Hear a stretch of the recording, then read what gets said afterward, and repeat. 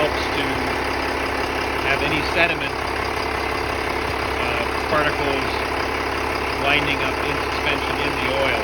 So I warmed up the starboard engine, and this is the fuel filter down here, and over here this is the oil filter. Now, nice on this boat that they've actually moved it around, because if you look on this engine, you'll find that it is on the inboard side as well. That's the fuel filter, and this is the oil filter. So they're nicely accessible. So today I'm going to be hopefully doing both engines, and I will be pumping out the oil. You can see I've got a little pump that's actually built into it.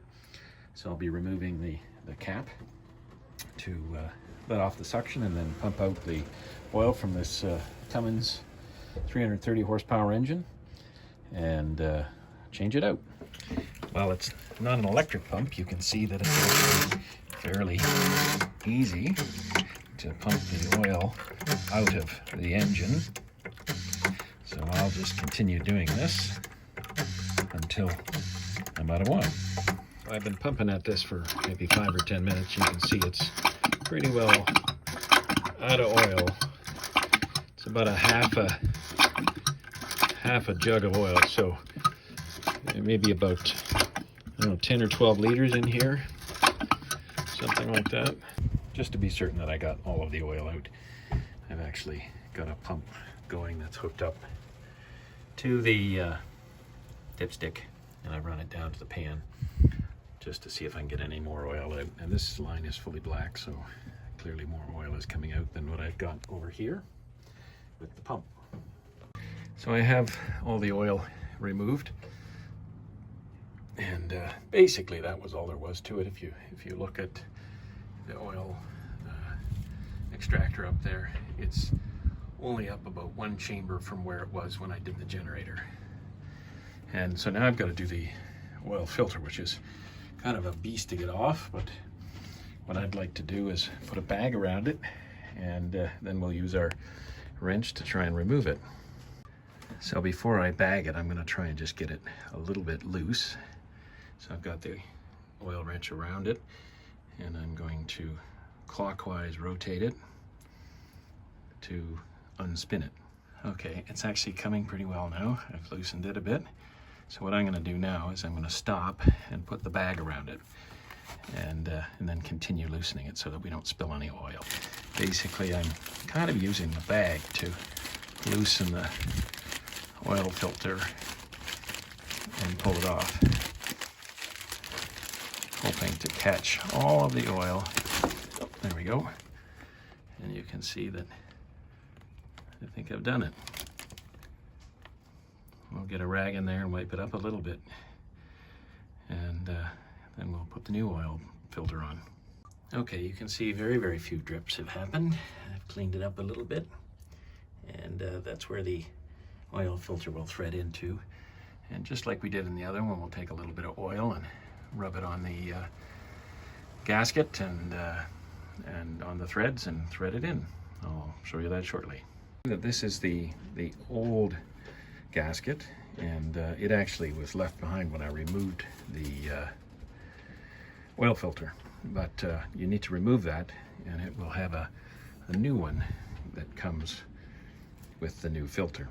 So again, we'll just run a little bit of oil around the gasket there and in the threads, and reinstall it. So I've got it positioned now, having put oil on the gasket and the threads. You can see it's threading in quite nicely, and we'll just make sure it's finger tight but not too tight against the casing. That's it. The oil filter has been changed on the starboard engine. I just need to add the oil back in. So I've measured how much oil I've got in this pan. It's about 8.5 inches, for lack of a better way of measuring it. And I know I've got more than that in this fresh oil that I'm getting ready to pump in. So I'm going to have to calculate 8.5 inches of oil from what is in there, and then I'll pump that in and start slowing down before I get to the end of it to make sure that I don't have too much oil in the, well, no no more oil than is necessary to run the engine. Having taken the lid off of this, I see that I have 11 inches of oil there. My goal will be to have roughly 2.5 inches of oil left when I'm done pumping. So I've been pumping for maybe 10 minutes or so, and I have checked the oil level a couple of times. Really, it needs to settle a bit, but I've got it down to about 2 inches, let's say, roughly speaking. And so I'm going to just let it settle for a little while, and then I'll check the oil levels and see if we're okay. Okay, I have pumped out all the oil. I have changed the oil filter, which I will put a date on to indicate the date.